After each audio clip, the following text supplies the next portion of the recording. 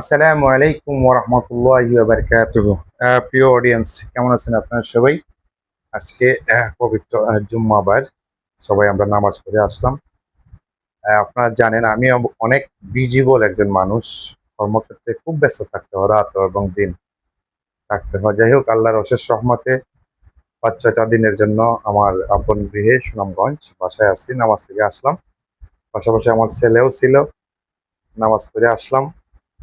তো একটা মেসেজ এটাই যে শত ব্যস্ততার পরেও কিন্তু আল্লাহ পাক রাব্বুল আলামিন আমাদেরকে একটা নামাজের সুযোগ করে দেন, প্লাস শান্তির একটা জায়গা তৈরি হয়।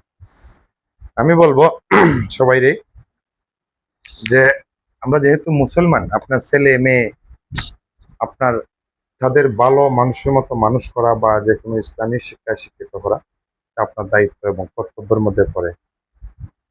বিকজ তা না হইলে আপনার ছেলে মেয়ে যদি মানুষের মতো মানুষ না হয়, আপনার ধর্মীয় এ অনুসারে মানুষ না হয়, তাহলে আপনার মানব জীবন বৃথা যাবে।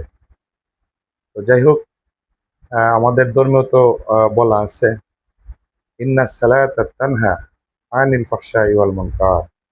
নিশ্চয়ই নামাজ মানুষকে পাপাচার হইতে দূরে রাখে। ওয়া তুইজ্জু মান তাশা ওয়া তুযিল্লু মান তাশা বিয়াদিকাল খায়র। মানে হইল কি, আল্লাহ ইজ্জতের মালিক, অসমান পদস্থ আল্লাহ ইজ্জত, সবকিছুর জন্য আল্লাহ একমাত্র হয়।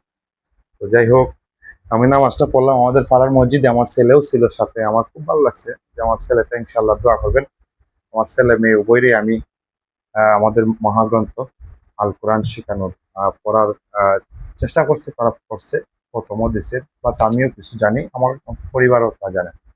সবাই ভালো থাকবেন। আসসালামু আলাইকুম ওয়া রাহমাতুল্লাহি ওয়া বারাকাতুহু।